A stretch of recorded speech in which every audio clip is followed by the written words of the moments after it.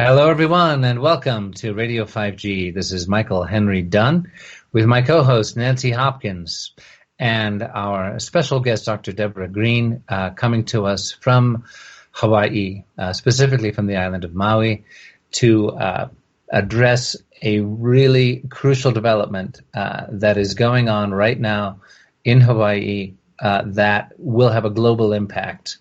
And we are very pleased to have Debra back with us. She was our guest just a couple of weeks ago. And so welcome back, Debra. Thank you so much. I'm really happy to be here. And aloha, everyone. So let's just get right to it. There's a wonderful website called keepyourpower.org, differentiated from takebackyourpower.net, which, of course, is doing the really powerful 5G crisis summit that has just begun and is ongoing for a couple of weeks. And so if our listeners want to join us at keepyourpower.org, the lead headline you will see once you pull up the website is Stop the Assault on Hawaii. Please sign the petitions to stop 5G and 4G, 5G drones in Hawaii. So I understand there have been some significant developments in the last few days, which, as I understand it, Debra, from what you've described to us, there are this is a massive project, a $120 million project to use the island of Lanai, which is part of Maui County, which is a small island with about 3,000 people on it, mostly agricultural. 95% of the island is owned by Larry Ellison of Oracle, and that two 16,500 square foot hangars have been built to accommodate football field-sized drones, literally 300 feet across, which will have a flight time of 6 months to be able to fly in the stratosphere, beaming 5G waves across a 3,000 square mile stretch of the equatorial span of our planet. So this is a wake-up call to at least bring it to the level of Maui County, rather than have this little planning commission of a few folks on Lanai deciding an issue that could potentially have global impact. Have I painted the picture there, Debra? Yes, and with just a mild tweaking. And the tweaking is that the hangar, it's actually one hangar, not two, and it's meant to house 2 drones, but it is just one physical structure. And, I see. Another interesting thing about that hangar is that in their proposal, their application, they say that the hangar is 12,000 square feet, but then in a radio interview, they changed the dimensions of it and said that it was actually what ends up being 16,500 square feet. So there's a discrepancy there between their proposal, their application, and, what they ended up saying later on. And the other interesting thing about that hangar is that it was erected prior to a Lanai Planning Commission meeting and without any notice to the community. Right, so they were sort of assuming a very quick approval process, and they just went ahead. They just went ahead. And also an interesting piece is at the Lanai Planning Commission meeting, when this item was on the agenda, the commissioners, who are all volunteers, by the way, the Lanai Planning Commission is a group of volunteers from the community there. And I mention that, God bless volunteers, right? I'm a volunteer, but, for a volunteer from the community of this, small rural island to be able to address a $120 million project from the likes of Google, Alphabet, SoftBank of Japan, AeroVironment from California, it would be overwhelming for even the most savvy business executives, corporate executives, So it's, I can only imagine the pressure that the Lanai Planning Commission must feel having, those tech giants at their doorstep there. So at the Planning Commission meeting, the commissioners confronted, the applicants about erecting this structure prior, to the meeting, and also creating their airstrip. And the applicants were completely unapologetic. In fact, they were defiant. And they said, oh, well, we had to build first and ask questions later because, SoftBank needed to see physical structures. Papers aren't going to work for them. They want to see physical structures. So it's really disrespectful to the community and to the rule of law and the process, the protocol, to do something like that and then just be very, defiant about it, I think. Yeah, it's this entitlement that we're seeing everywhere now that we certainly saw here in northern New Mexico, in Taos, when we had 300 people show up to a county commissioners meeting to protest a streamlined back door being opened for 5G applications, and the patronizing tone and outright distortion of what the language change they were proposing to the land use ordinances were about. They're and it's an Achilles heel for these folks, because what have they done? They've blatantly exhibited their disregard for the community, their disregard for the rule of law, and that tends to tick people off. If you want to activate, if you want to inflame an activist base, that's a good way to do it. It's so true. And on Friday of this past week, we had an opportunity to to speak against this because the item was put on the Maui County Council agenda. And I'm so happy to say that many people turned out. The testimony lasted for several hours, and everyone was so articulate and on point and really embraced the issue. I had sent out some suggested talking points, and I was a little bit concerned that everyone was just going to go up there and read the talking points or something, and that absolutely did not happen. People embraced this issue and made it their own and lended their own voice to it and spoke with such passion and eloquence, and it was really moving. It was very powerful. And no one spoke in favor of the drone. Drones, I should say, plural. Yeah, so that it was very inspirational. And in fact, one of the testifiers, I don't know if he did this on purpose or not, but he used satire.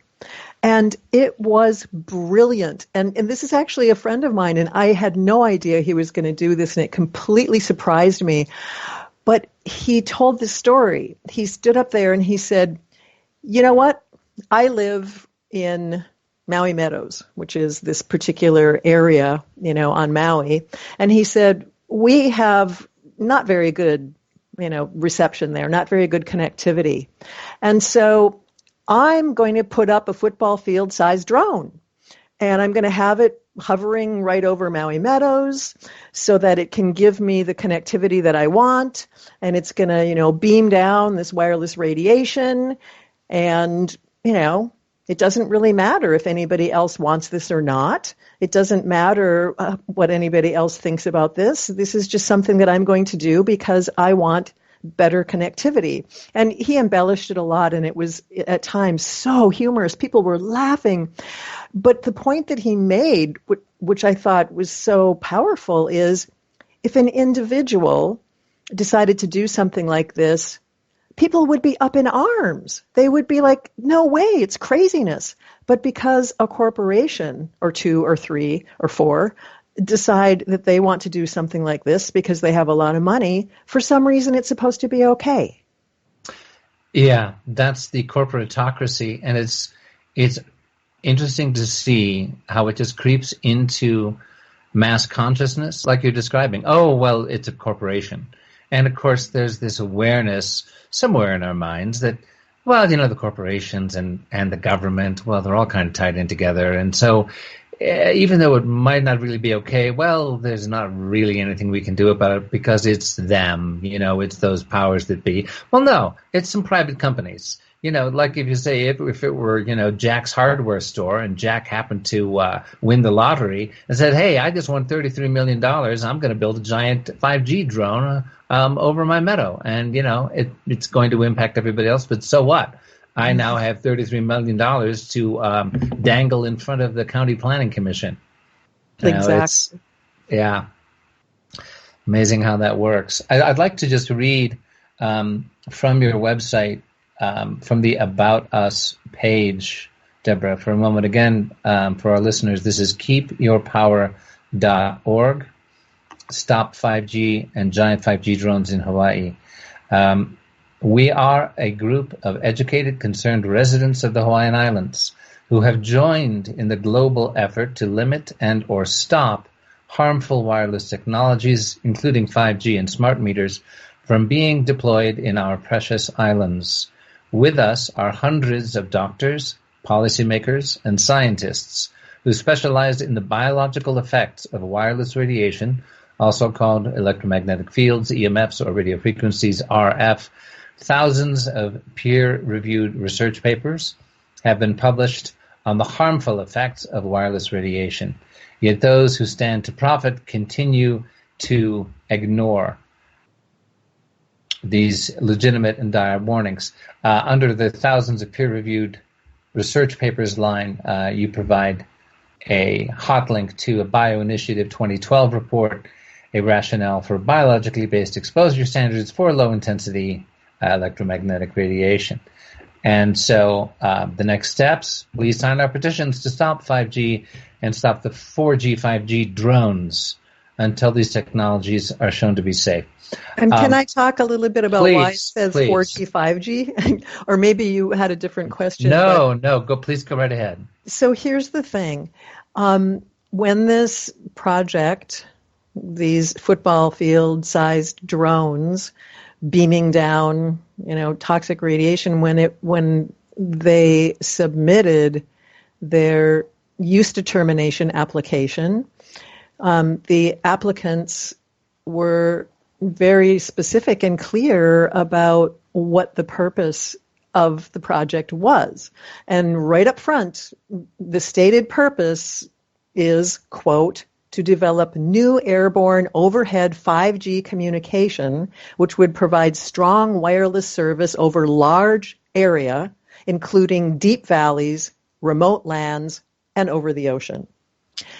And it's, the 5G appears many times throughout their whole use determination application. And when we caught wind of this, of course, a lot of opposition was mobilized because it's a dreadful idea. And then very quickly, the applicants said, we've listened to the community. You don't want 5G. 5G is gone. It's removed. It's no longer part of our, project. But they made these declarations, including, putting out a press release in addition to posting on their Facebook page and also posting comments on the Maui News website in response to an article there. And that was as long ago as July 16th. Yet, to this day, as far as we know, they have not changed their application to reflect this promise to the community. In other words, 5G is still very much a part of what they're saying they want to do. And what's today, August 27th? I mean, that's over a month. To me, it seems kind of interesting that They made this promise, they put out this press release, 5G gone, removed, not there, but yet nothing has really changed.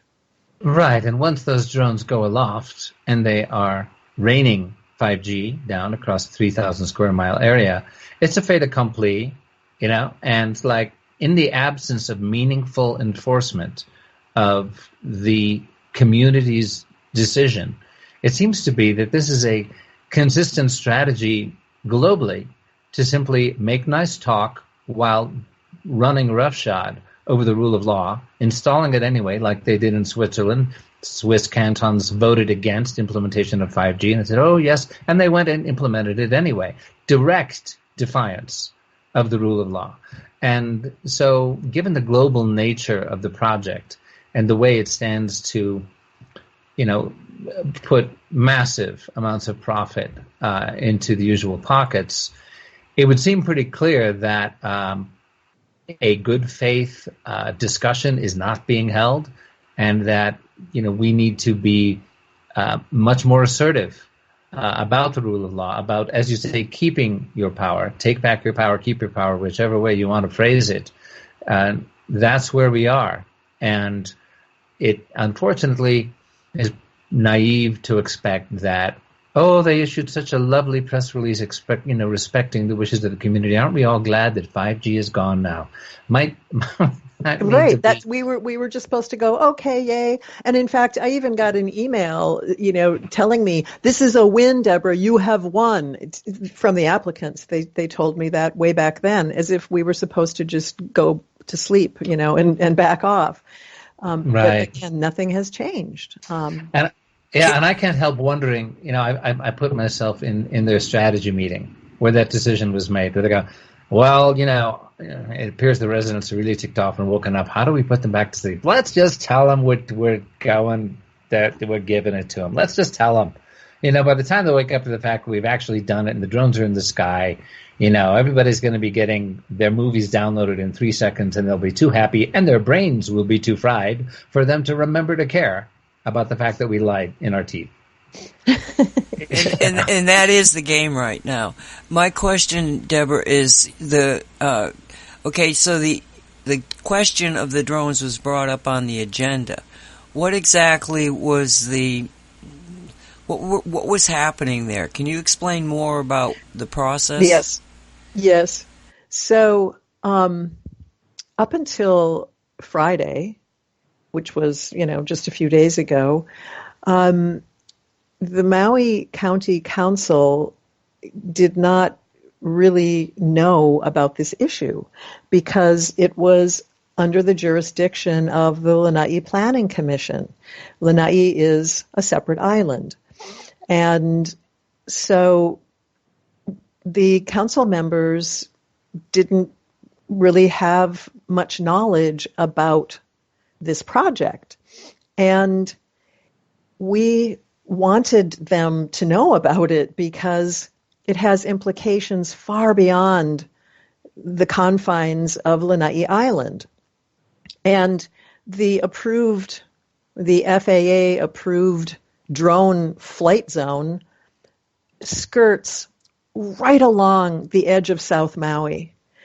And the South Maui shores include the Four Seasons Resort, the Grand Wailea Resort, the Fairmont Kealani Resort. I mean, the thought of one of these drones, breaking up, failing, and falling from the sky with the lithium batteries plummeting down like bombs and propeller blades, slashing through the air is a really horrifying thought, if you ask me. And I happen to live on South Maui, right? So it's definitely a concern far beyond, not to mention that the flight zone includes Lanai Island, it includes the island of Kaho'olawe, and it includes, miles upon miles of ocean right in the middle of a humpback whale marine sanctuary. And if you've ever been to the Hawaiian Islands during the humpback whale season, which is a good, 6 months of the year, the whales are everywhere. I mean, we refer to it as whale soup because if you go out in a boat or any kind of craft, you are in whale soup. You're just surrounded by whales everywhere because they swim all the way from Alaska to come to the warm waters of the Hawaiian Islands to give birth to their young and to nurse their young and to mate. So this is like the nursery, this is where they come to give birth and nurture their young, and the male escorts come, to mate. And so there's like so many whales.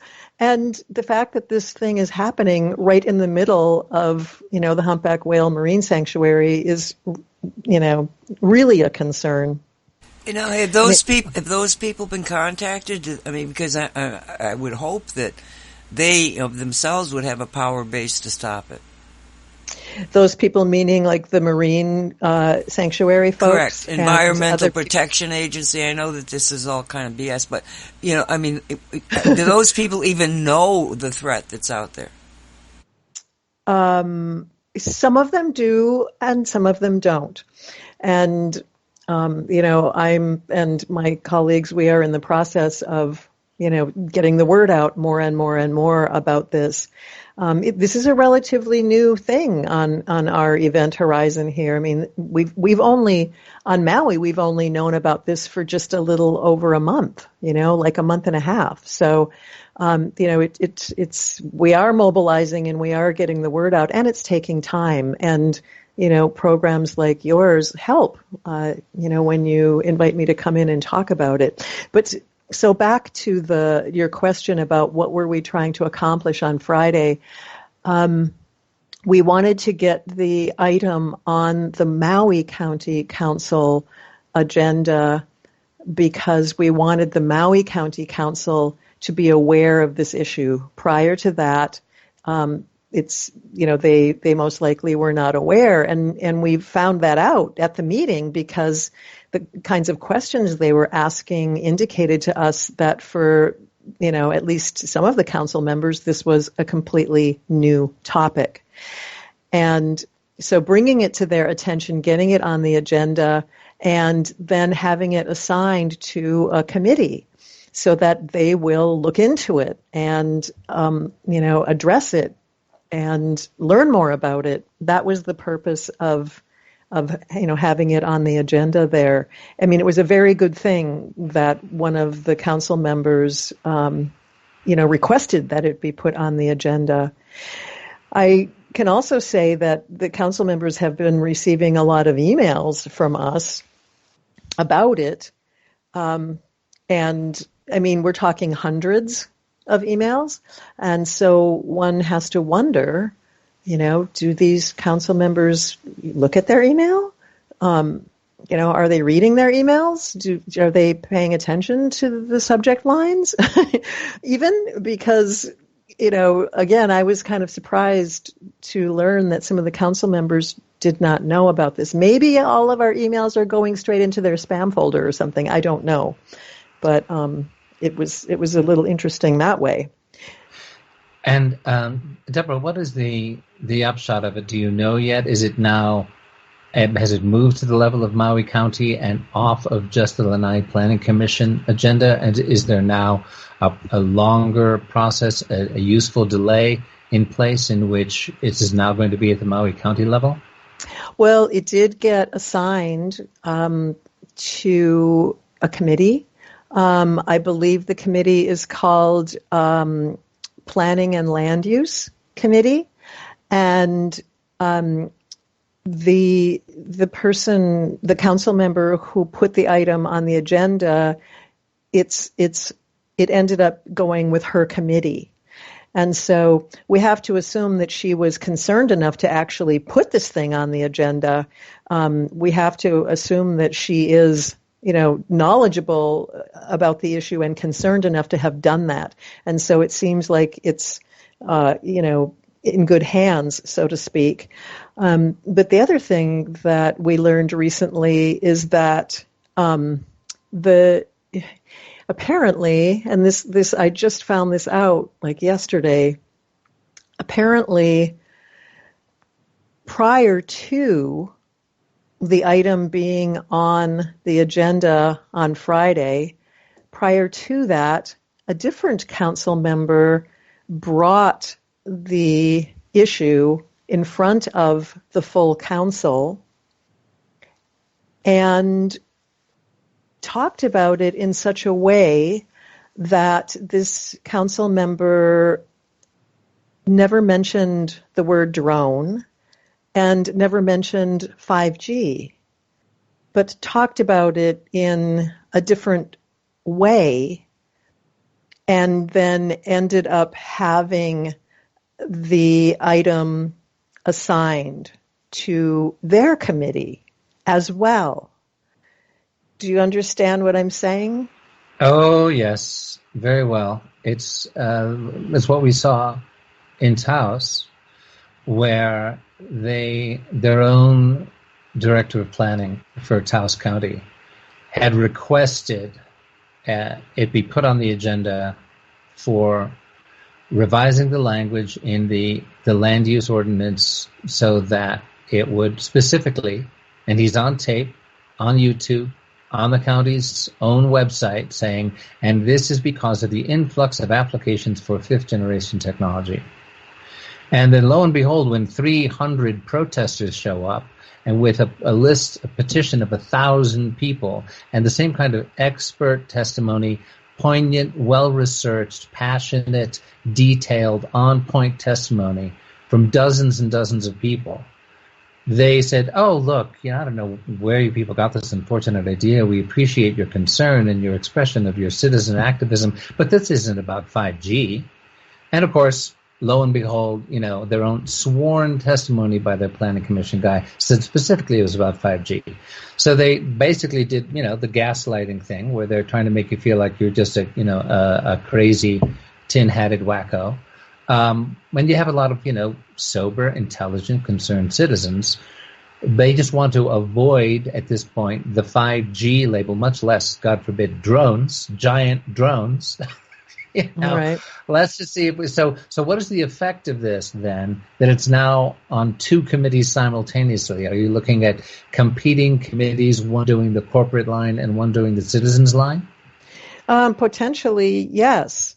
And so, it's important for people who are dealing with issues like this to be aware of these types of strategies that get used, in this kind of a process. And I call myself an accidental activist because I'm basically an educator who has, gotten involved in these things.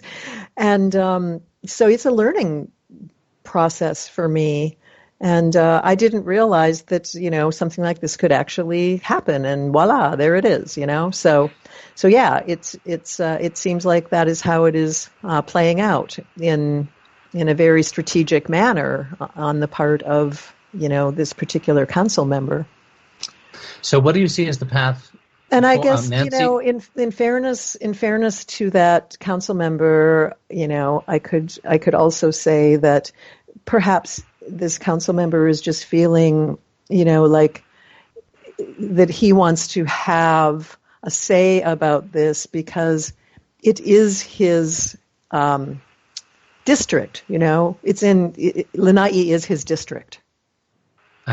So in that way, it makes sense that he would want to have the item assigned to his committee because he feels a certain, like he wants to be protecting, the interests of that district.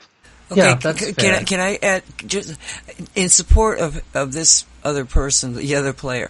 Now, did they make that move before or after the woman did? Before, okay.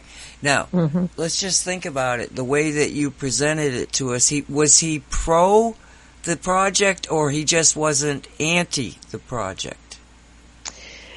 Based on what we know about this council member and based on comments that were made, I mean, I attended the Lanai Planning Commission meeting, and the meeting is scheduled at 5 p.m. and there's no easy way to get home from that island. At that hour, the meeting ended at 8:30, so I ended up staying overnight on the island, and then the next day ended up at the airport with, all of the council members because everybody else has to stay overnight too. Which, as a complete aside, made me wonder about, my taxpayer dollars going to put all these people up. Like, why? Why can't they just schedule a meeting at a different time so that people could just come home instead of having to stay overnight there? Anyway, I digress. So when I was at the airport with, all the council members, I had a conversation with this particular council member and asked him about the project and where he stood on it, and he said that he was in favor of it. So, he just came right out and said that. So, yes, he's in favor. Did he say why?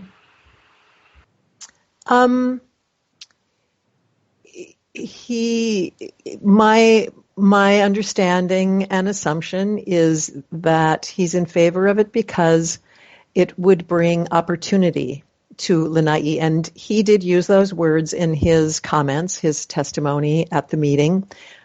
He said it will bring opportunity to Lanai. And, the opportunity is to have this, I guess to turn all of the children into drone pilots or something, They're going to be learning about drone technology. They're going to be learning about using these stratospheric high-altitude drones, beaming down wireless radiation to send signals to sensors that are going to be inserted into the watershed. And so, like the STEM program, science, technology, engineering and math, STEM program, that's a part of the proposal from the applicants. And so I believe that's why he's in favor of it. The history of Lanai Island is a very interesting one because, it used to be pineapple fields owned by Dole Pineapple. And, the island has changed hands several times. I think Murdoch was a recent owner. And now, of course, it's Larry Ellison who founded Oracle. And apparently there's a link between Oracle and the CIA. Apparently Oracle, apparently Oracle is very intertwined with the CIA in terms of providing the software. So now it's Larry Ellison. And so because Lanai Island has this history of being a pineapple plantation, there seems to be a kind of, I guess, what we could call plantation mentality, where it's like, just give us something, the plantations are gone. So give us something that we can, use to have livelihood, to give us opportunity so that we're not, just sitting here with very little opportunity. I mean, right now, there's not a lot happening over there. So I guess this is going to be, it's supposed to be the best thing. So providing jobs. These council people, they don't actually, they may live on the island, but because I thought it was odd that they were leaving the island. They don't live there. They don't live there. No, it's just none of them live there. It's just it's within the jurisdiction of one of the council members. Each region has their council member that represents their region. So Lanai is part of Maui County, so it has representation on the Maui Council. Okay, so we're talking about, excuse me for interrupting, Deborah, we're talking about the Maui County Commission, not the local Lanai Planning Commission. We're talking about the Maui County Council. Oh, I see, Maui County Council. Yeah, okay. As opposed to the Lanai Planning Commission. But to answer your question, Nancy, no, they don't live there. But it is within the jurisdiction of one of the council members. Of course, the Lanai does have representation on the county council. Okay, but the planning committee, they do live there? Yes. Okay. The planning commission volunteers do live in Lanai. And yes, and the island is owned by Larry Ellison, and it's like, yeah. Okay. Like 98% owned. He owns 98% of it, which, I mean, come on, okay, he owns the whole thing. And, all of the jobs, it's basically, there's 2 resorts there, and so that's where the people work. Let me ask a question about the impact. Now, we understand that these are drones that fly in the stratosphere. That gives them a huge range, at 70,000 feet and above, that allows them to interact with these sensors that are being embedded in the ocean floor, right? So, but meantime... Not ocean floor, watershed. Not floor. The watershed, on the island. On the island. Oh, the island's the watershed. Island. Yes. Okay, thank you for... Lanai Island watershed. Lanai has water issues, and so they want to insert these sensors, which at the meeting were passed around for all of us to look at, and they kind of resemble PVC pipe bombs. With they're chipped, so they're going to be emitting wireless radiation.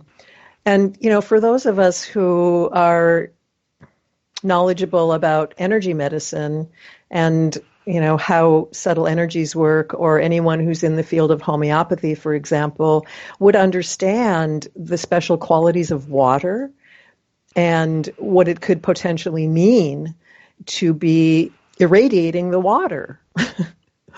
And this gets to my question I wanted to ask you, which is, for example, you described in the application how, yes, this will bring this, radiation into deep valleys and, other features of the landscape. Are you experiencing bee colony collapse already on the islands? And if so, was it brought to the attention of the Maui Council that there is very strong evidence linking bee colony collapse to the existing 4G, let alone 5G, and the impact that could have on, the most beautiful island chain on the planet? Yes. Well, unfortunately, I'm not, plugged into the beekeeper community here, so I don't know if we have colony collapse here or not. I have a feeling that it might not be such an issue, because I think if it was, I would probably have heard about it, and I haven't. But it doesn't necessarily mean that. So, sorry, I can't speak to that. Okay, I gotta stop this for a second, because that noise I was hearing on your mic when we started the show, when we got together, Michael, it's come back. Did you change? Yes, it is. Did you change anything with your microphone? No, I did not. So why didn't you try? It sounds like you're standing out by the ocean. Right. Okay. I think you know what it is. I changed the setting for a previous interview. Why don't the two of you go ahead and talk, and let me see if I can fix this, okay? You might want to even unplug and plug it back in if you're system takes that, because sometimes that will just clear whatever the weirdness is. It wasn't there until about 3 or 4 minutes ago. Oh, okay. Let me see what I can do, and you talk amongst yourselves, and I'll be right back. Okay. Thank you. Would you like to respond to whatever you were talking about? Kind of forgot. He was asking if we have colony collapse, here on Maui. Oh, right. And I was saying that I'm sorry, I don't know. I'm not particularly plugged into the beekeeping community, and I haven't heard or read anything about the colony collapse here. But that doesn't mean that we don't have it. It just means that I don't know about it. So. Well, you've heard that the bees have been put on the extinction list? I have not. Oh, That's okay. terrible. All right. Yeah. Now, when it first came out, perhaps I didn't read it clear enough, but I knew that there were, there's a lot of different types of bees, and it was some specific honeybees that were put on the list. But once you got that many on there, you're probably losing everybody. But both of those were in Hawaii. So you definitely... Oh, really? Yeah. Both of the bees that were on the extinction list? Yes, are in Hawaii. Oh, my goodness. I had no idea. Yeah. But... Are we recording now? Yes. Oh, I'm sorry. No, that's... Because I was gonna say, please bring that up. No, we're recording. One of the things that I suspect you don't know is that we have a Shungite beehive project that's yes, because we talked about that last time. Okay. And it's fascinating. Right, and we do have beekeepers in Hawaii who are participating in it. Great. So, hopefully... Do you know what islands they're on? No, because one of the problems that we do have is that people don't report back to us. What we get is, it's working, thank you. We don't get detailed reports back on, well, it's working on how many hives, what did you find out, what really happened, So we know, we get, people introduce themselves that they're participating, but we don't get any feedback from them. Mm-hmm, mm-hmm. So I don't really have anything to tell you other than, yes, you definitely have a problem, and yes, it is definitely Wi-Fi attributable. And they actually, and I went and tried to find it, and I couldn't find it. It was, I think, a YouTube, but it showed all these dead bees, and they said these bees died when they turned the 5G on. Mm-hmm. And where was this? I don't know, because it was one of those things where I went, oh my God, I got to see this, and then when I go back to find it, I can't find it. And I'm not sure where it is, but, it's... Not surprising, though. It's not surprising. No, they were having a number of places where 5G came in, and it's still there, Michael. Yes, there, it's gone now. Yeah, because he muted himself. For the audience, we are having a little bit of a problem. We're not disregarding Michael. Michael's got a problem with the sound. But we're just conversing, waiting hopefully for him to, figure out what it is. Is this any better? Hello? Yes. Well, you have to talk. Talk okay. to him. Oh, we're still getting the echo? It's not an echo, and I think it is better. It sounds, the sound was as if you were standing by the ocean with the trade winds blowing. Maybe it's just that Maui, influence. Right. It is soaking up, don't I wish, the ocean breezes. So if it's not too distracting, just the two of you, please let me know if you feel it is. And I will just contribute telepathically to the conversation. How's it sounding so far? Are we all right? Yeah, it sounds good.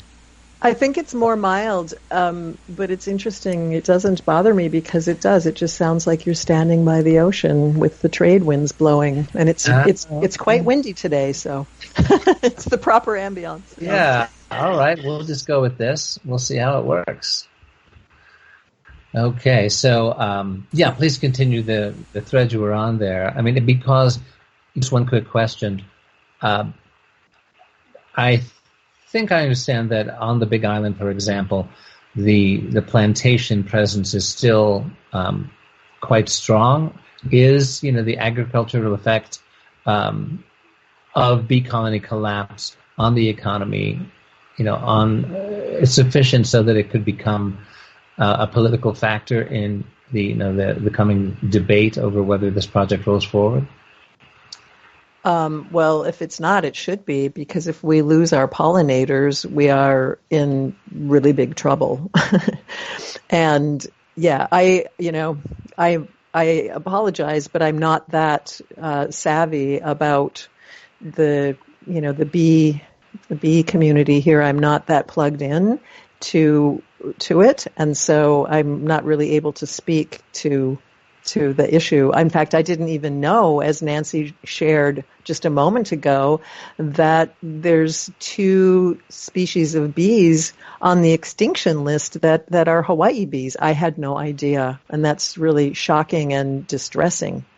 Well, it might be something you want to look into, because yes. One of the things we've discovered is that everybody knows the bees are in trouble, and because the bees are so important to the food chain, now they get EMF coming down at rather fast on television, but this stuff is kind of scary to them, or it gets their attention. So it's something you might want to look into, because 5G will absolutely decimate them. Yeah. I'd like to point out that if you go to the YouTube channel Beware 5G, and that's BEE Where 5G, and there is a YouTube that was recently created of an article by Nancy Hopkins, bringing out very specifically the science that demonstrates the irrefutable link, and this is just on the 4G level, of proliferation of EMF and Wi-Fi being directly connected to bee colony collapse. The propaganda is, there's pesticides and there's chemicals and there's mites. And as Nancy points out in this really excellent article, mites and stuff like that have been around for a long, long time.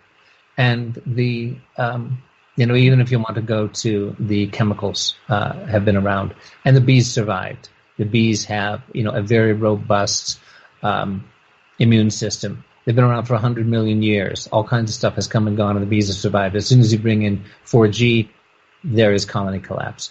And it's a very detailed article going into scientific processes of certain experiments by certain, highly qualified scientists in peer-reviewed studies, which demonstrate, you have the control group and you have the cell phone group, and it is clear as clear can be.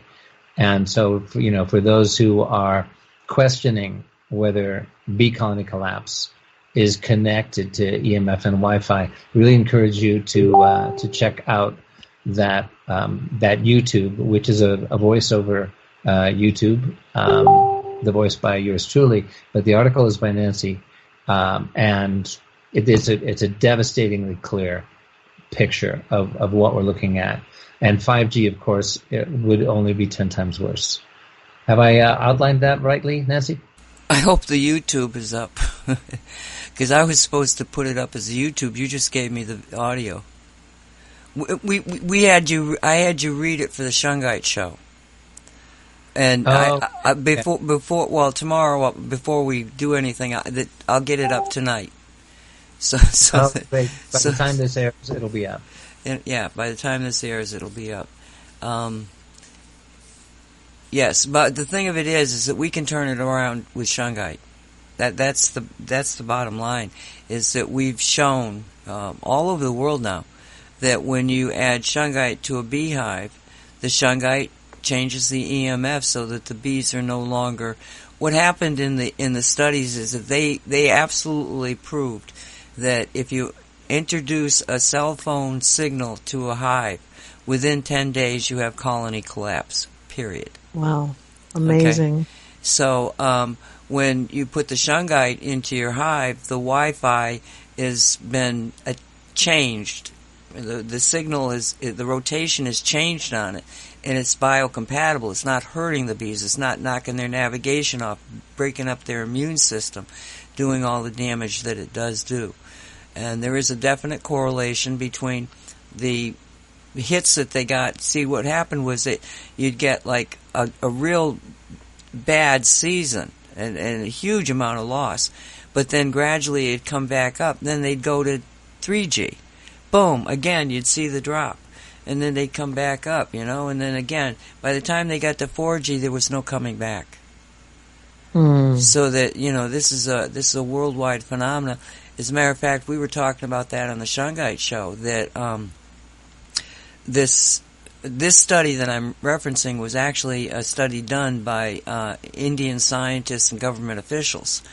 And the guy that actually brought us the last 3 pallets of the Shungite supply for the store, he had a bag had broken, and there was Shungite all in the bottom of the truck. And so he's going to Derek, what is this stuff? And Derek says, well, blah, blah, blah. And all of a sudden, B was introduced, and this man was like, oh, my family, everybody all the bees are dying. And he knew that it was Wi-Fi. I mean, they know that this is what it is, but what do? It's like you can't tear down the infrastructure because the bees are dying. I mean, because they've already got a fix for that. I don't know if you've heard about this, but they're using drones in California almond orchards. And they're much more effective than the bees, so don't worry about it. They'll get their pollination done. But they're not football field-sized drones flying in No, they're not. No, they're not. I mean, that stuff, the 5G, well, we know what the story is. It actually kills the microorganisms in the soil. Never mind all of the insects and the birds and, it's just like, it's a death ray. It's what it was intended to be from the military standpoint, and they just, technology says, oh, well, we'll call it communication stuff, and, oh, well, we kill people. Oh, sorry about that. Collateral damage. It's insanity. Yes. So I have a question for you guys. I'm wondering if you've ever encountered this, because, we're talking about the bees and Shungite and how it can help bees and humans, by the way. And, Shungite is a powerful, protection method, and there are others out there as well. And sometimes when I talk to people about things like this, things that they can do, to help protect themselves, people sometimes say things like, well, what kind of solution is that, Deborah? If people are just protecting themselves, it's not stopping the problem, and it could actually be contributing to the problem, because if everybody just thinks, oh, I can just use this or that and I'll be fine, then nothing changes. Do you know what I mean? Have you ever had somebody say that to you? I have been saying that to everybody, because the first thing that happened was that, Shungite will save us from 5G, and I was the one. My business is Shungite. I could sell a lot of Shungite, telling them, yes, 5G will make your family safe. But that's not what the problem is. Even if you find some magical thing that will protect your family, all of the rest of the life is going to be gone. Yeah. You'll be living in a desert. Is that the way you want to live? And you won't be living in it for very long without pollinators. Yes, it's very true, isn't it? Because we won't have food then. Yeah. To me, 5G is a godsend, because I had been, with many, many others, but I had been fighting this for well over 40 years. And saying to people, look, this is killing us, don't you understand? Please listen to me. Oh, no, you're a crazy person. Okay? So 5G comes along, and all of a sudden that crazy person that was telling people that this was happening is not sounding very crazy anymore. And that, now they're listening about 4G, and they're listening about Shungite, because we can fix 4G. We cannot fix 5G. As soon as they turn it on,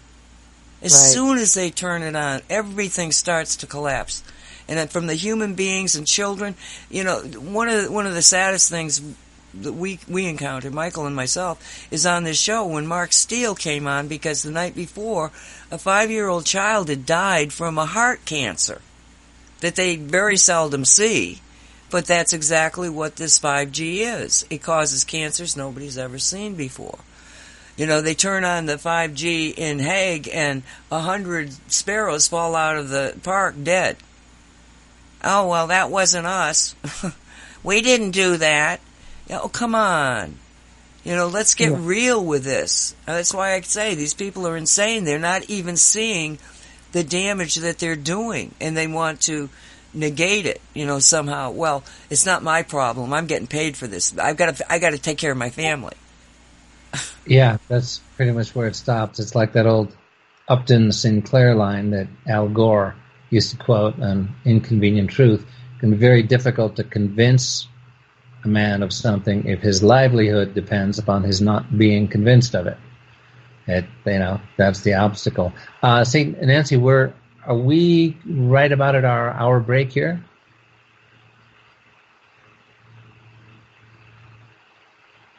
Did she disappear? Maybe. Yes, I'm sorry, I was muted. I looked down at the time. It's 57 minutes, but we can take a break now. It's 5 minutes. All right, want to do it? Okay. Well, I'm good for whatever works. I just thought I'd check in because we didn't start at the hour we're recording this the night before our airing. So just checking in. We can go another couple of minutes, a break now. Whatever works for you there in the control booth. Do you have any other questions about the bees, Deborah? I think, I know we talked about this last time, but if people are listening for the first time to this, it might be helpful for them to know how to use the shungite with the bees. Do they place it somewhere, near the hive? And how does it work like that? Well, they can go to Shungite Beehives, and that's a plural on hives, shungitebeehives.com. And it's a forum, and it tells you a lot of information about, exactly what to do. You can also go over to Shungite Beehives, the YouTube station, and see videos of the bees and where it's placed. But we started out with 3 nuggets on the opening of the hive where they go in and out. And that's what we started with, and had extraordinary, record-breaking population growth. And in 3 years of duplicating it every season, we have never lost one bee to mites, disease, and where there's never been colony collapse. And this is not true of the neighborhood, because we're up in Washington, D.C., and Derek would talk to other beekeepers who were losing their bees from all of those sources. Yeah, excuse me for interrupting, Nancy. You meant Washington State. You accidentally said I D.C. said D.C., Washington State. Yes, thank you for that correction. No, not Washington, D.C. Well, will you say the website again? Beehives? shungitebeehives.com. And, if you go over to cosmicreality.net, we have a section on bee supplies, including the nuggets, because we also discovered that the powder was even better, if you so to speak. If you want to have a lot of bees, you want to make a lot of bees, you put the powder in. Because within hours of the powder being taken into the hive, they start making queens. And so do you sprinkle the powder around the hive? No, what we do is we take, you know the plastic container you'd put a silver dollar in to keep it? That small thing? Well, we just put, I forget what it is, 5 grams or something of the powder in it. And what happens is the bees walk through it and take it into the hive. Just like they're picking up pollen. Just an aside, when I first was realizing that this would probably save the bees, and I hadn't met Derek yet, I'm saying to Walt Silva, one of my co-hosts, I'm saying, but how do we get this powder in with the bees? Because I don't want them breathing it in. I'm thinking asbestos stuff, And he says they don't have any lungs, and I'm like, why would he know that? And they don't have any lungs, So there's no problem with it. It's like pollen to them. How fascinating! Yeah. And isn't it true, Nancy, that as with the nuggets, where if there's a foreign object at the entrance to the hive, which is what the nuggets are, the bees will always just gang up and remove the foreign object and, kick it over the side. Whereas when you put the little shungite nuggets at the entrance to the hive, they will actually use, what's it called, the substance? Propolis. Propolis, yeah. They will actually use propolis to glue the shungite nuggets to the hive to make sure that they don't go away. And at the end of an 11-week cycle season up there in Washington, when Derek went to take the nuggets off the hives because he was consolidating the hives, he noticed that first off they were glued, and second they were in the shape of little mountains because they had continued to rub against them and wore them down into the shape of little mountains. With their little legs. With their little legs. Yeah. So it's like having a shower. You take the shower when you come back, but you also take it when you go out. Because when you go out, you're taking a little piece of shungite with you that's actually acting like a force field around you, protecting you as you fly. And oops, you dropped it on a flower. Well, now the flower's got it. And that's one of the reasons that they had such an amazing environment of where these shungite hives are. They had apple trees breaking, the limbs were breaking. There were so many apples. Grapes that had suddenly, become wonderful things. So it all works, and we can turn them around. We can, that's why we got the shungite grid, and we probably talked about this the last time too. But the shungite grid is people going out and putting it in nature, because the idea is if it helps the bees like this, well, just get it out there into nature. And at this point we have 125,000 who have actually put their town or place where they put the shungite on the map, and there's probably there's probably 1 million people that are doing it because they just don't report back. And that is really exciting. But look into the bee thing, because I think I'm there right now. Shungitebeehives.com. There you go. And is this a good moment for our break here? We're going to take the break. I just will say that if you get anybody interested in it, come back to us, and we will get you what they need to start up free. Thank you. Thank you so much. We're running out of time. We've got to make the changes. We'll be back in 5 minutes. Thank you. Yeah. I have 3 things on my list that I want to talk with you guys about. Oh, great. Let's roll with it. Welcome back, everybody. Radio 5G. Michael Henry Dunn, co-host Nancy Hopkins, and our very special guest, Dr. Debra Greene.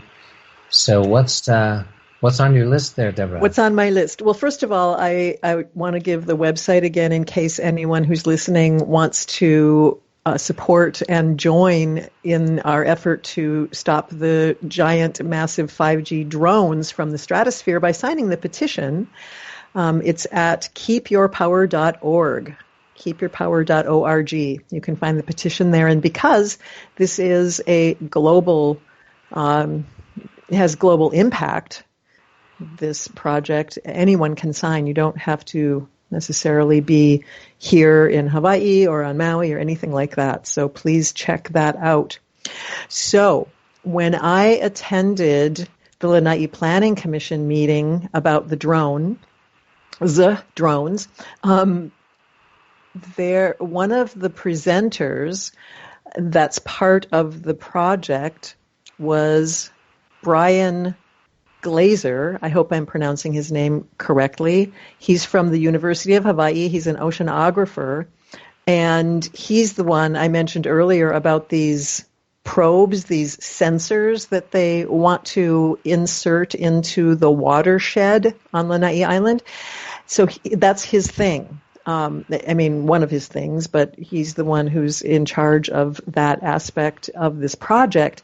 And in his presentation, he was so ecstatic because he said that he got an email from Eric Schmidt, who is the Google CEO, or perhaps the former CEO at this point. I'm not exactly sure. But Eric Schmidt emailed him to say, can we talk about the Internet of Ocean Things. The Internet of Ocean Things. And when I heard that, my heart sank, because I was hoping that perhaps the ocean would be safe, from these things, because wireless radiation doesn't travel that well through the ocean. That's why, the submarines use sonar, the whales use sonar, but there apparently is a scheme afoot to bring this type of technology into the ocean, and it's very upsetting to me.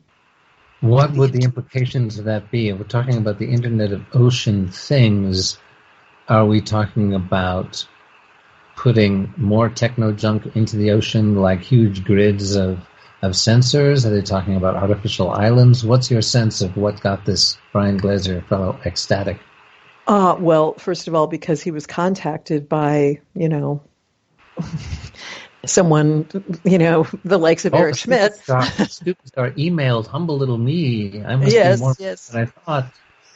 Yes. And he did not go into detail about what the Internet of Ocean Things, is or would be.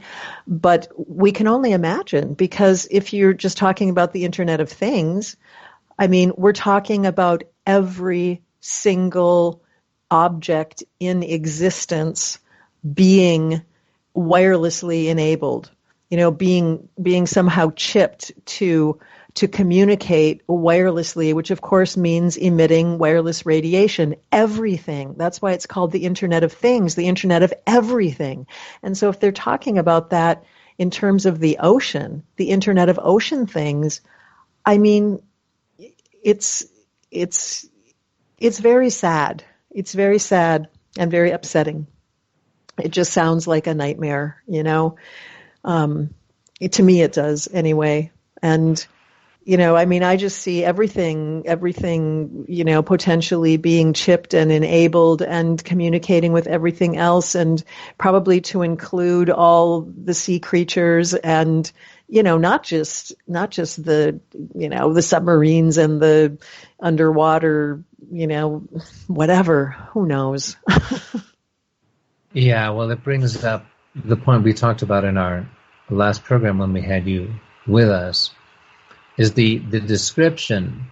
We need to remember, when we talk about the Internet of Things and we register the degree of alarm that we are, it's not because we are just coming up with, in our fervid imaginations, which just love to imagine the worst case scenarios of how they're going to chip us all and chip everything for their evil agendas. We're talking about their own explicitly stated goals, like the urgent necessity for the human race here in this planetary crisis of having condoms that are enabled with, that are wirelessly enabled, so that in the midst of your passion, you can be given a little signal from your cell phone, perhaps, that the condom's about to break. No, that's not what that thing is for. I looked them up. All those different smart things we talked about on the last show, I actually looked up, and they are all products. And this thing is called the Fitbit for the penis. And what is its purpose? Well, it's a how you exercise your penis? Yes. It's it's honest to God. Worse. Honest to God. It's a circular thing that they put on their penis up near the base, and what it does is it takes a complete record of how much thrust force you have, how long your duration is, da-da-da-da-da-da-da. Oh my God! Is that the same as the condom, though? Because that sounds like it's different than the No, they actually said in the article that it's called a smart condom, but it's not actually a condom. I see. So it doesn't serve for birth control? Apparently not. But they probably can record sperm count. So it's the equivalent, like, of the thing that you wear on your leg when you're running to monitor and count, how many strides, how many yards, what your heartbeat is, what your metabolism is. Only it's in the all-important areas of thrust, frequency, accuracy, force, which if, two guys in a locker room want to say, hey, well, my thrust is better, look at, this is what my Fitbit for my member is telling me, let's see yours. Oh, we got to stop this conversation because I did this conversation on Say What, and we were like hysterical, but I had to go back and cut out a whole bunch of it because this just leads into so many, just absurd situations and thoughts. Right. But to get back to the ocean, let's steer away from Fitbit for the bang while we still can. Speaking of Fitbit, can I just toss in a little tidbit on the Fitbit? Absolutely. So I came across some actual research on Fitbit where it's been tested, in terms of the EMF, the wireless radiation, and it happens to be really bad. It happens to be quite high and quite toxic. So just so you know, this is not a safe product at all. And if you want to, worse if you're putting it, near the genitalia, because the organs tend to be, quite susceptible to this type of radiation. Yeah, it's like the quick path to testicular cancer is what it sounds like. Yeah, or prostate cancer, Anyway, just so folks know, Fitbit is not a safe technology, and if you're wearing one, please know that, reconsider. People keep those things strapped to their bodies like all the time, and stay away from anybody that has one on them. Yeah, because it's not just radiating into their body; it's radiating into yours. You think these things, are skin deep? The radiation? No, these things go. All right, an electric system in your home radiates 4 to 6 feet out. So and you're talking about Wi-Fi, which is vastly more powerful. So let's get real. I think they should be banned. I think all this stuff should. By sane people. Well, when the lawsuits start, pouring in, that's very likely going to happen. Speaking of which, do you guys know about this class action lawsuit that has recently been filed against Samsung, Android, and iPhone, Apple? Yes. No, please. So this just happened actually late last week, where the Chicago Tribune hired an independent research firm to research the amount of radiation coming off of popular phones, like, Apple iPhone 7 and Android. I don't remember, the specific numbers, connected, because there's like iPhone 6, 7, 8, whatever. So they tested these popular phones and found that they were emitting over the FCC limits. And that is like a really big deal because, as we all know, the FCC guidelines are based on very old science. They haven't been updated since the 1990s, and they're based on science from the 1980s, basically. And the research has advanced so far in those decades, and yet the FCC refuses to update their guidelines. But despite all of that, these phones were shown to be emitting over the guidelines. So you can only imagine how much toxic, harmful wireless radiation these things are pumping out. And based on that reporting and that work done by the Chicago Tribune, then a law firm jumped into the picture, thankfully, and they have filed a class action lawsuit. isn't that exciting? Yeah, that really is. That's especially that the Chicago Tribune would do that. I'm from Chicago. And back in the days when there were other newspapers in Chicago, like the Daily News, sometimes it's still going, the Tribune was the Republican bastion of corporate power. And, you wouldn't exactly expect to see a muckraking investigative article that exposes, this kind of violations by some of the biggest corporations in the world. So that's encouraging to me as a former, ich bin ein Chicagoan. Yeah, that's really encouraging. And I mean, it sounds pretty open and shut. I mean, because it's also about what they're advertising. Their safety levels of their phones turns out to be false. Is that exactly? Yeah, that is exactly it. And I'm going to see if I can find this statement that was put out by this law firm, because it was a very powerful statement. And they said something like, this could be the Chernobyl of the telecom industry, cover up and all. So they're very heavily implying that Apple and Samsung Galaxy actually knew about this and didn't do anything, didn't want to do anything, tried to hide it. It's the tobacco industry all over again. Yes, with clearly knowing the relationship with lung cancer and explicitly directing a misinformation campaign. Yes, so it's really very, very encouraging, wonderful news. That has happened and that action is being taken. And I mean, can you even imagine how the lawsuit could?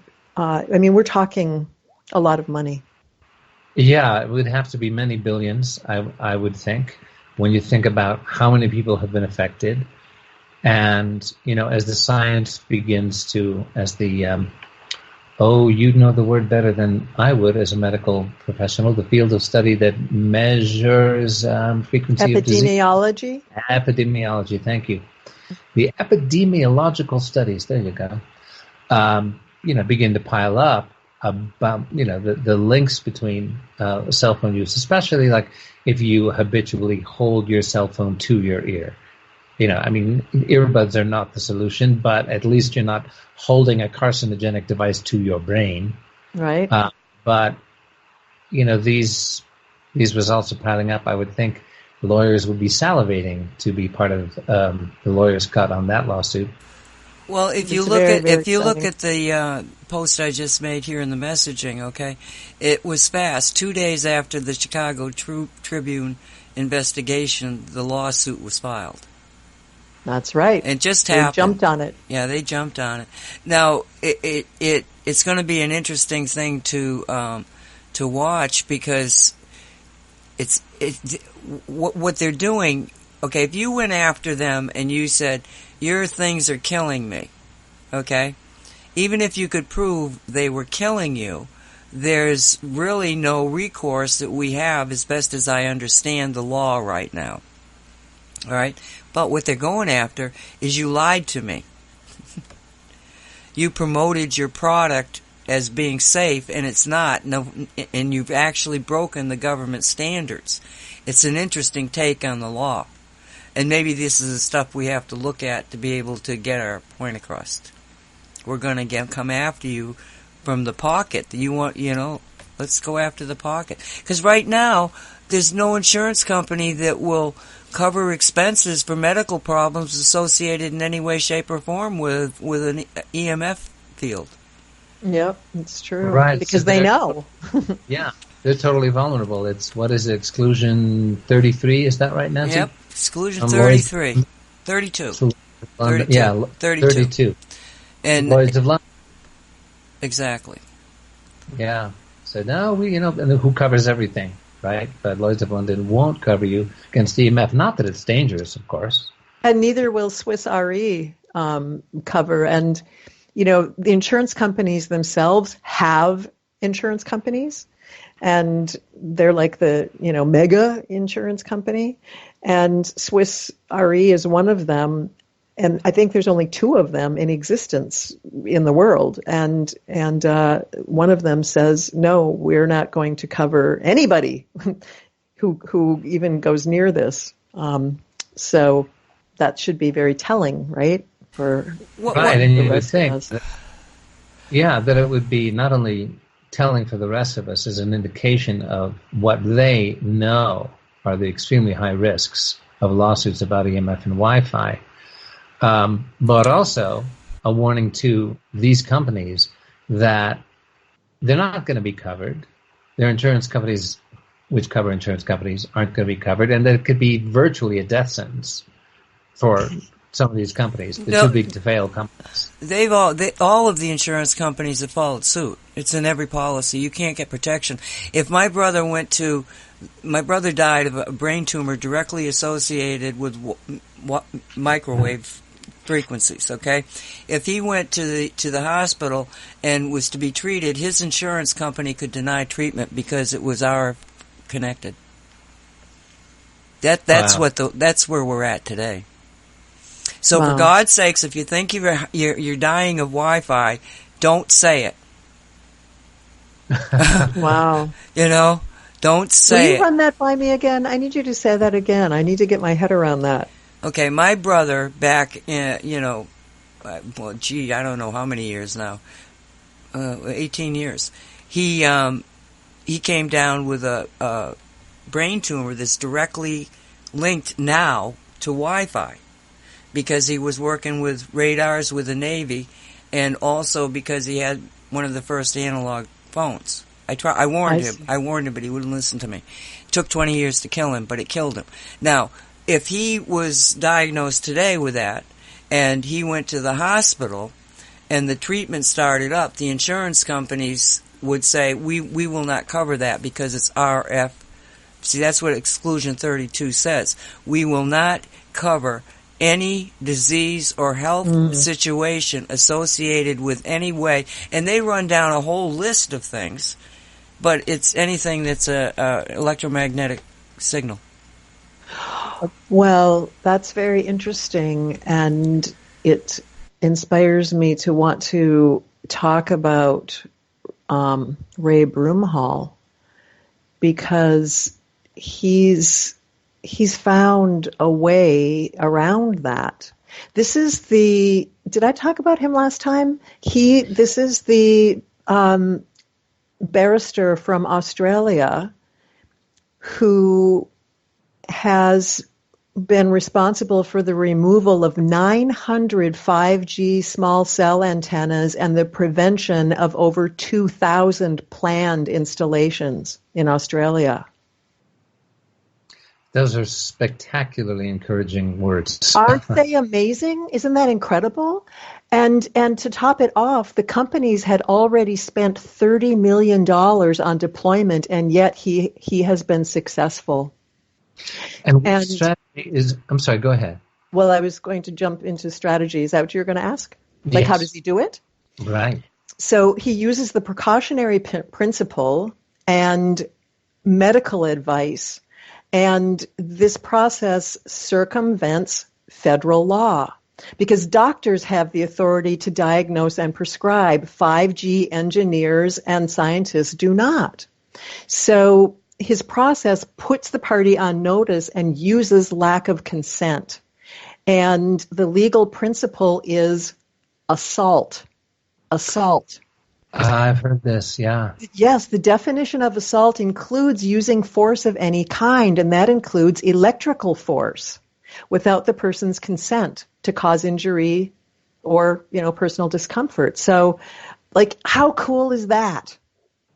Well, in actuality, okay, anybody who sees a 5G antenna go up should call the police and make a report of assault. I love that. Yeah. Seriously. To have it on record. To have it on record. Yeah. Because of that fluky thing, yes. If somebody knowingly puts up, doesn't even knowingly, that they do something that is dangerous to me or potentially dangerous to me, okay, it's considered assault under the law. And, the police will probably laugh at you. Maybe they won't write it up even. Maybe they'll write it up and throw it away. But if enough people start to do this, well, sooner or later. Done it. That Ray Broomhall has effectively done it means there must be a follow-through strategy. It's not just about a call to the police station. No. It's a whole process. And I should say that Ray Broomhall is one of the featured presenters that's part of the 5G Crisis Summit, which is happening right now. And in one of the his presentations, he takes us by the hand and he walks us step by step by step through the process. And there's also documents that are available. And so if you haven't signed up for the summit yet, please do. You can go to the5gsummit.com. And it's 5 as in the number 5. So the5gsummit.com, and sign up for the summit, and you will learn all about Ray Broomhall's amazing process.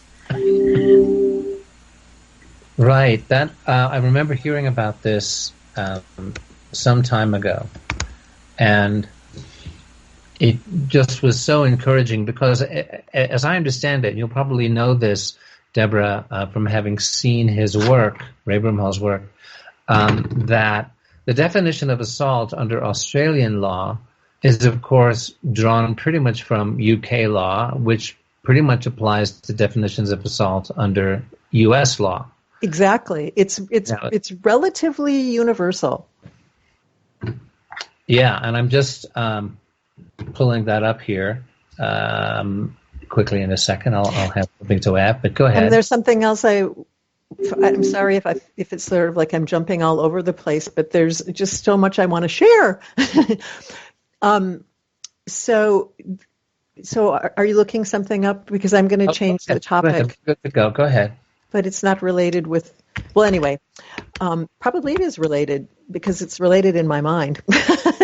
So there was somebody posted on a YouTube video from a news channel on the Big Island of Hawaii, part of testimony against a cell tower or cell antenna.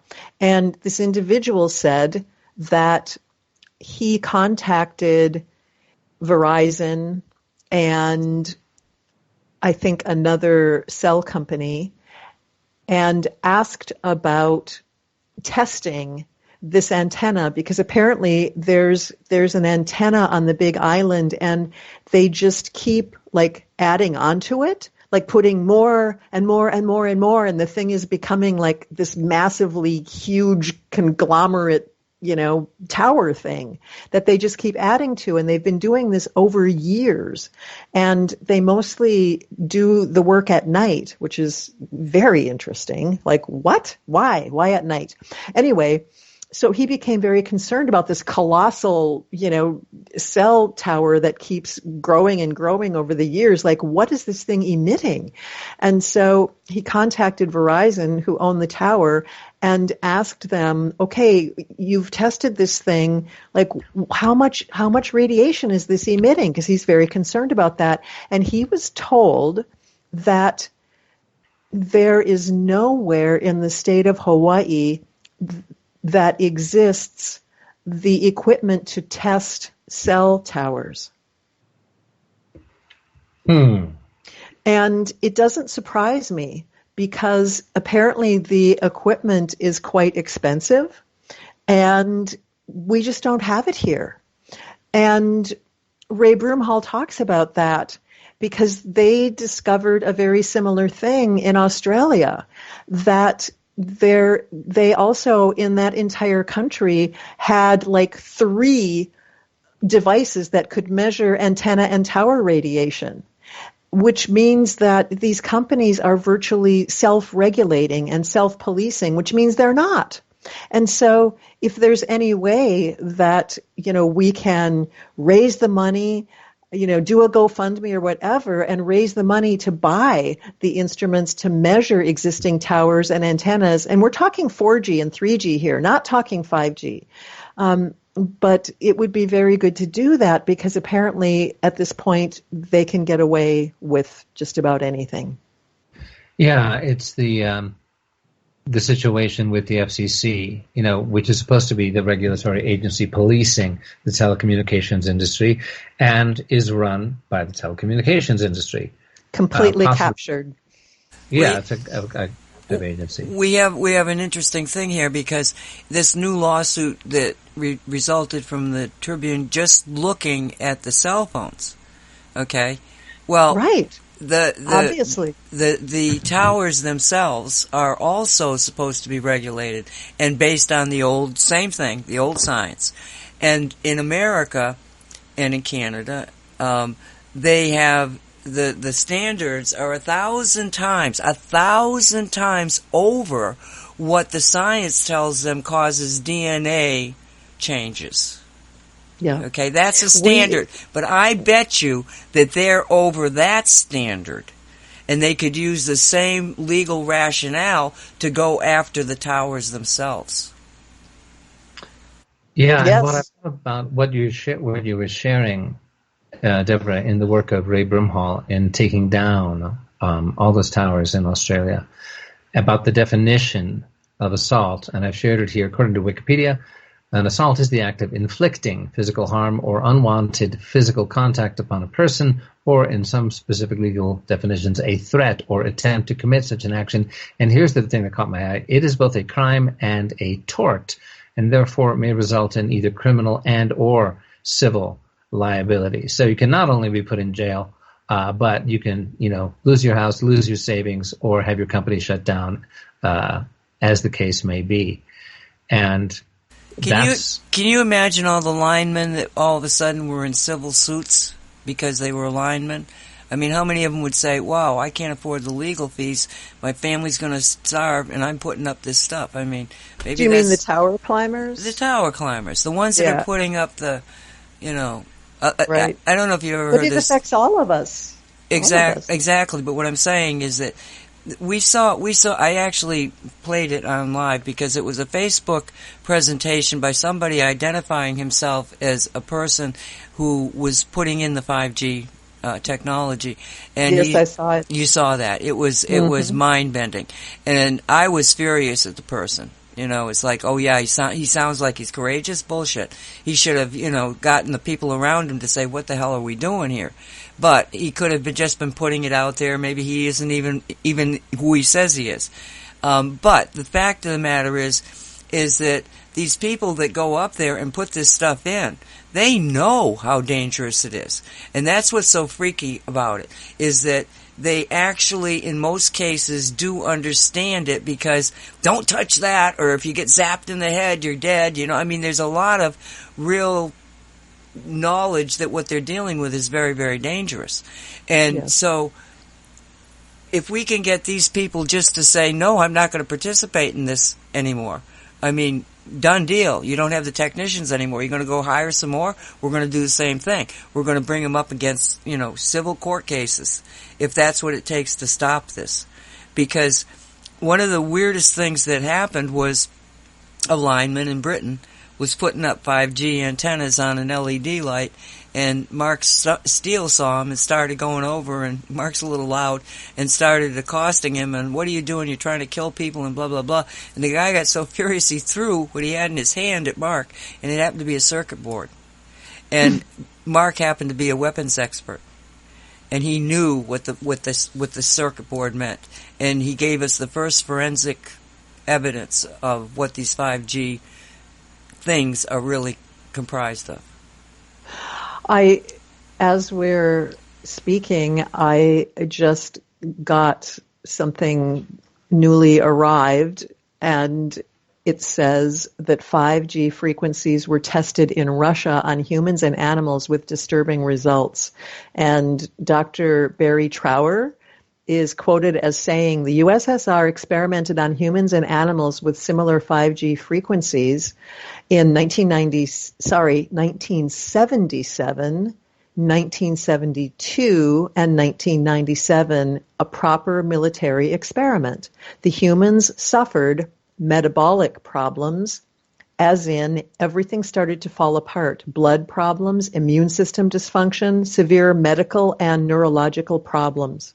With animals, since they were able to dissect them, they found the bone marrow was suffering respiration damaged, enzyme activity damaged, nuclear DNA damaged, and the total exposure time was only 15 hours over a period of 60 days. Roughly 15 minutes a day, and the levels were not high, not as high as you're going to be getting in a classroom with 5G. Good Lord. Wow. Where did you get that? Was it an email sent to you, or did you? It's on nexusnewsfeed.com. Nexus, Nexus, newsfeed.com. Can you just get the URL on it so that we can get this out tomorrow?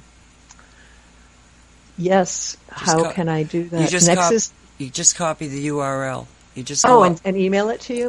No, just put it in the message here on Skype. Okay. Sorry, right. I'm not very Skype savvy. Well, I think I'll find the message box somehow, won't I? Well, we can do that after the show, but yes, we will. Anyway, because I would like to be able to present that to our listeners tomorrow morning. Yes, please. It's very. My stomach is turning. It's just like, oh my God, you people, first off that you would do it, and second that you're only telling us now. Yeah. Yeah, it would have been in the days of the Soviet Union, who weren't exactly sharing dangerous experiments on humans with the West back in those days. Except when they were irradiating the embassy, but aside from that. She said that the last one was in 97. Right. Yeah. 72, 77, and 97. So it's still a while ago. Federation. Yeah. Very interesting. Well, the evidence just keeps pouring in. It just keeps pouring in. And then we have, I don't know if I told you guys this, but, I wrote this article about the drones here. And Josh published it at takebackyourpower.net and sent it out to his list. And in response to that, a quite well-known researcher who I would consider, a colleague, responded to the article by saying it was fake news. And the thing that's so challenging for me about that is that in the article, I had included dozens of links. I mean, every time practically every other sentence has a link in it because I just, was very painstaking about attributing and referencing the statements that I was making in the article. And despite all of that, here comes this accusation of fake news. I find it rather astounding, to be honest. I mean, anyway, have you had things like that? Oh, yeah. I'm curious, Deborah, did he cite any, refutation he could bring to the table, to counter any of the, the substance that you brought, the sightings, the links that you had? Was he saying this is fake news because of A, B, C, D, and E? Or was he simply throwing around, the smear term, for immediate, defamatory what's the legal phrase? Ad hominem, logical fallacy takedown when you can't attack the evidence, attack the person. There was no evidence provided whatsoever. It was simply a single statement accusation. Not substantiated at all. And then I responded and I said, I have two questions. One is, what is it about the article that is bringing about this accusation? And question number 2, did you read the article and click on any of the links providing references? Right, and to use the term fake news, a lot of how that is taken these days has to do with, for example, if you're on Facebook and you have a certain political slant to your views, and something gets, fed into your feed that says 5G being used to suck the blood from newborns in a Catholic hospital, and you go, oh my God, I knew. Those horrible, evil people, look what they're doing. And you share it before you click on it and go to the links and check out, oh, did this really happen? Just because it feeds into your bias, you share it unadvisedly, as I have done, not with something quite that blatant or absurd, but, then, of course, there are actually, and this is all documented, counterintelligence programs and strategies that are from the playbook, like how to discredit the opposition by getting them to endorse BS, right? Okay, so that's fake news. It's an article that if you follow it up, there's no substance there. The media organization that's supposedly spreading it around may not even exist, and you're exposed as buying into something that is fake from A to Z, right? Mm-hmm. So that's like literally news that was simply invented out of whole cloth. The existence of the Lanai giant drone project is an indisputable fact with documents from the applicants, a 16,500 square foot, hangar already built. What is fake about this? This is just smells like somebody who has a vested interest that he is defending, what it is, whether it's a grant application, that he successfully landed for something that is totally endorsing the corporate position or something else. I don't know. But in my experience with this kind of vested interest defamatory attack, it's knee-jerk, it's, ignorant, and they haven't read it, and they haven't done the research. They are just scared of their major investment being threatened.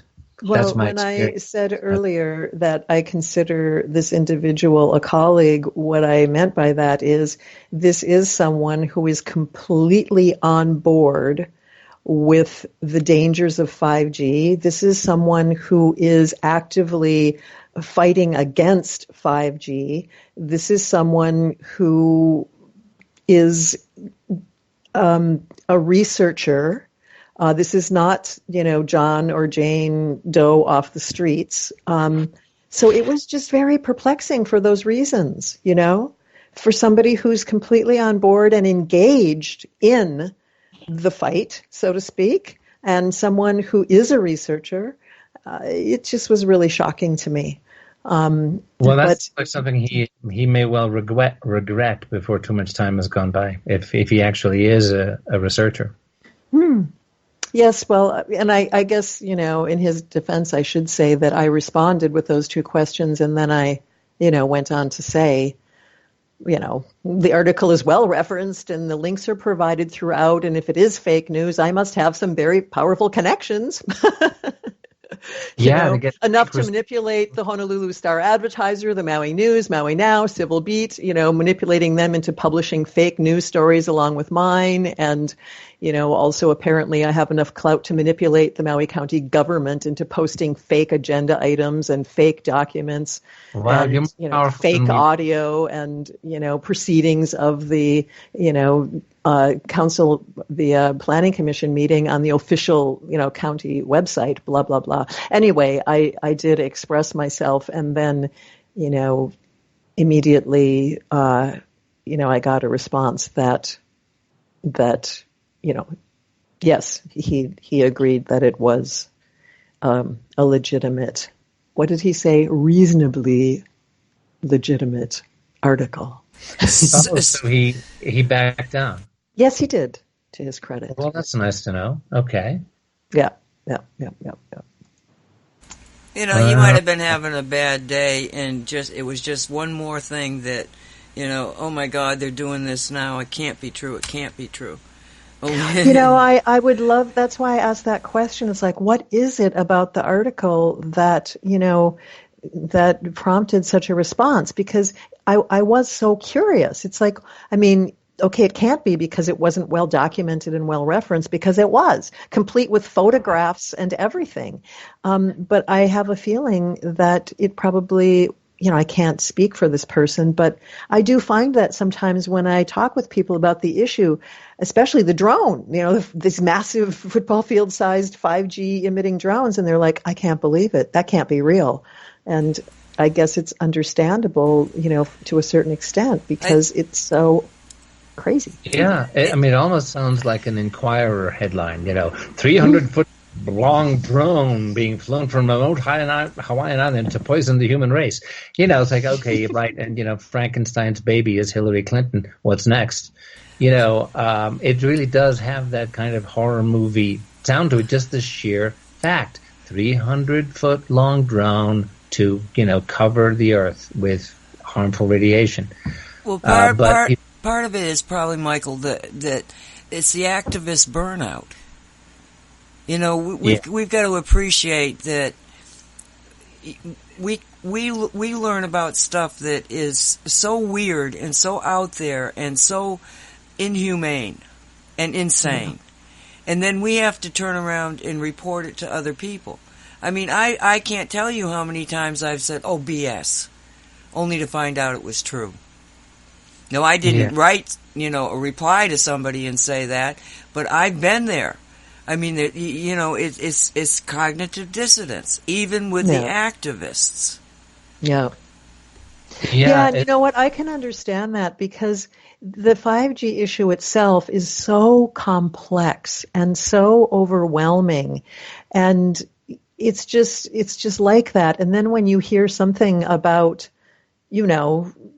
like this 300-foot, flying drone wing thing emitting 5G, it's like, it's like you can't take in the information because you're already completely overloaded, with the reality of 5G. And then it's like, and now this?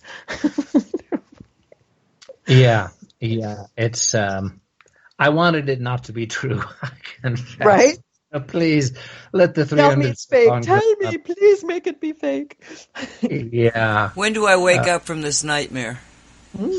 Right, exactly. Well, the good news is that we are waking up, and we are here, the three of us, talking to help other people wake up. And, as far as I'm concerned, the best news is, I want to make sure I'm getting his name right again, the Australian gentleman you mentioned who's on the 5G Crisis Summit. Raymond Broomhall. And the way I remember his name is, he goes by Ray. Ray is light, the beam of light, the ray of light. Ray is light, and he's bringing light into this issue. And Josh Del Sol also pointed out how, like, I got the Ray connection a long time ago, and then Josh chimed in with, okay, broom, like he's sweeping, he's cleaning, he's cleaning the hall, he's cleaning the pathway, he's clearing the pathway and illuminating it with light. That's Ray Broomhall. Yes, practical tools and such amazing results. So I want to get it right again so that I quote it correctly in the future. I mean, I'll check the website, of course, 5G Crisis Summit. Yes, and Ray also has Ray also has a pretty big YouTube presence. If you don't, whatever, he's also on YouTube. You can find it there. But go to the 5G Summit, because you'll learn a million other things too. So that there were 900 small cell towers that were removed and another 2,000 prevented from implementation. Was that right? Correct. Yep. Yeah, that's in Australia, and yes. He is spreading these same tools just based on the criminal definition of assault in your home, and we can bypass all of the obstacles that the enormously fat legal budgets of the telecom companies will throw your way to discourage you from defending your families. That all goes out the window when somebody has committed assault, which is both a civil and criminal liability. They can both throw these people in jail and take all their money.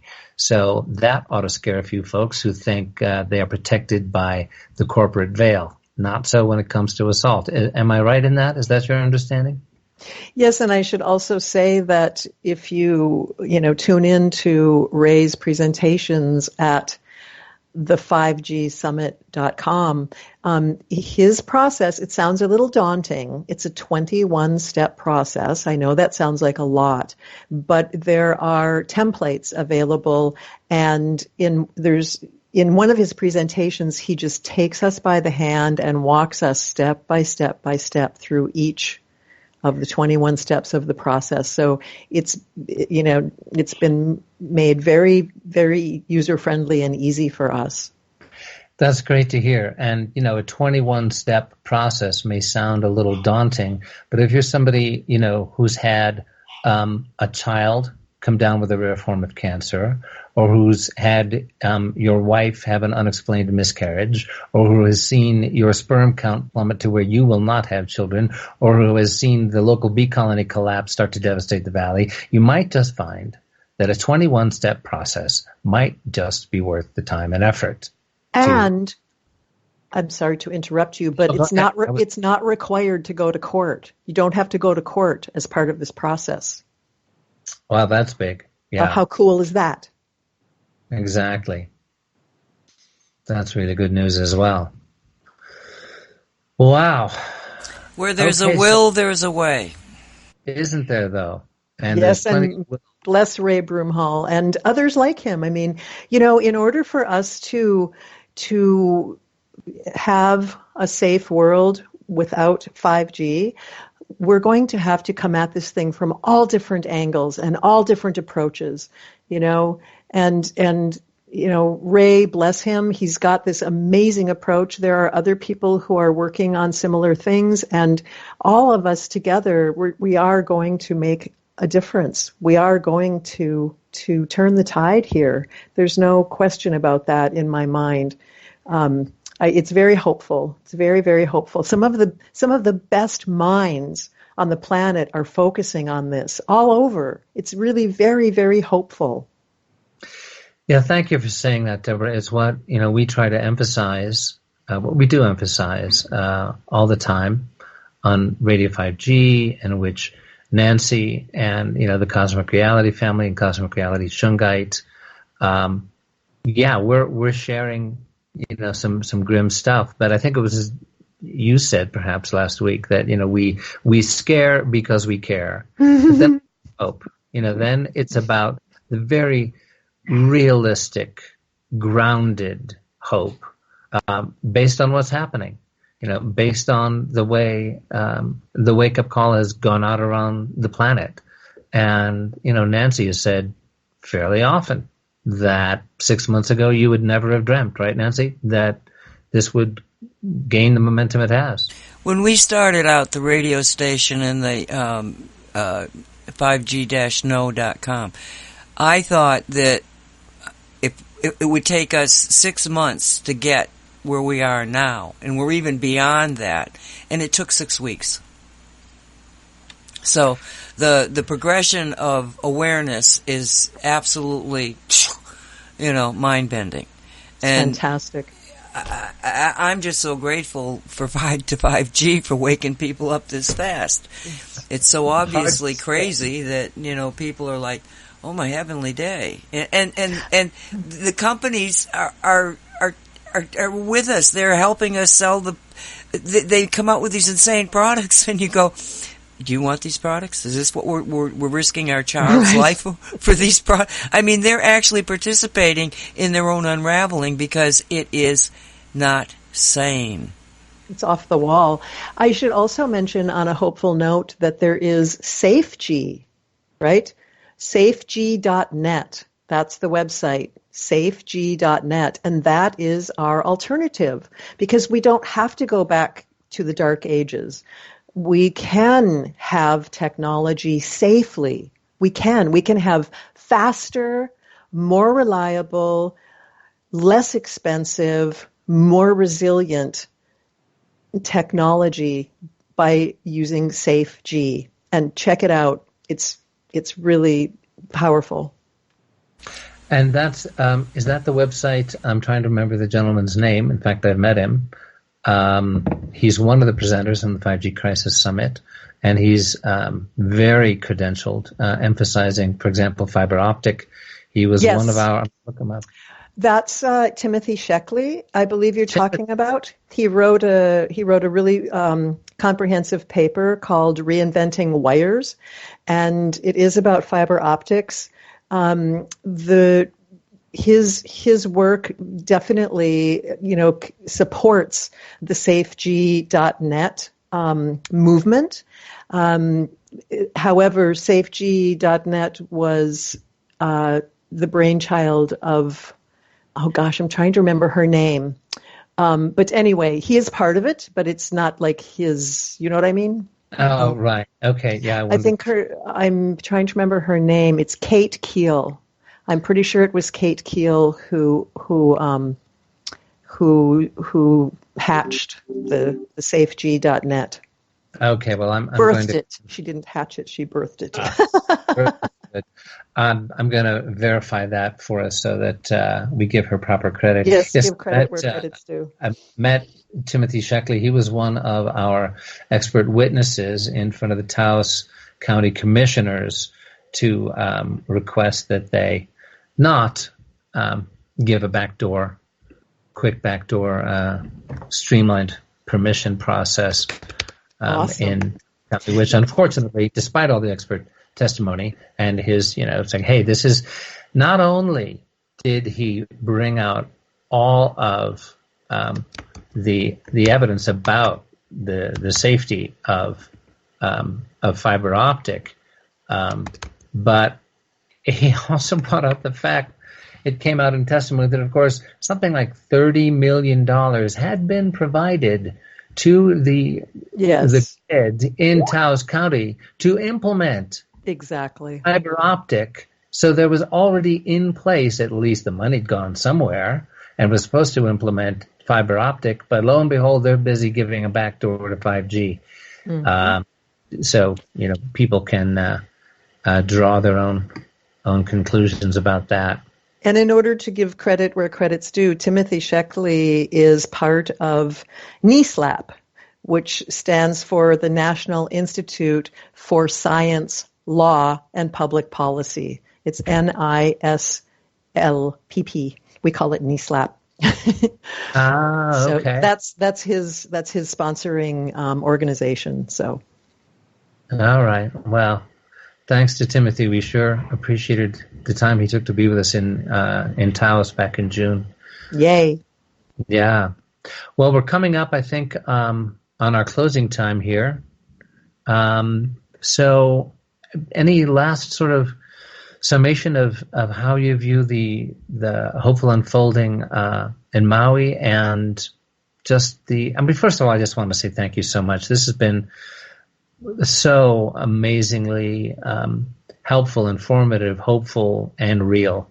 So thank you so much for being with us. I just want to give both of you, as my sort of role as the guy who brings up the end of the show when it happens, the chance to bring us out on whatever it is you feel you want to share. I just want to say thank you to everyone who's listening. Taking the time to inform yourselves is so empowering. And I know that we all get so busy in our lives, and for you to take the time and put the energy into listening to the program, it shows that you really care, and that care can go a long way in inspiring others and talking to people and helping them understand this issue, this very complex issue. And if I may once more tell you about our website, keepyourpower.org, and invite everyone to check it out and sign the petition. We could use your help with that because of the global implications of this drone issue. So thank you. 1,000 thank yous. So, amen to that. Yeah, Nancy? so appreciate you being here. Please come back anytime you want. Thank you. You just are, like I say, you give the message, you give it well. So I really appreciate the opportunity, and thank you guys. It's so fun interacting with you. I really value it. Yeah, this has been great. So we are, Radio 5G is at 5g-know.com, and this interview with Dr. Debra Greene will be up, first of all, on Cosmic Reality Radio, and then shortly thereafter as a YouTube. So if you're listening to it on either of those, please do share it widely with everyone you care about. So this is Michael Henry Dunn with my co-host Nancy Hopkins, and again, thanks to Dr. Debra Greene for Radio 5G. Thanks, everybody. We'll see you next time. God bless.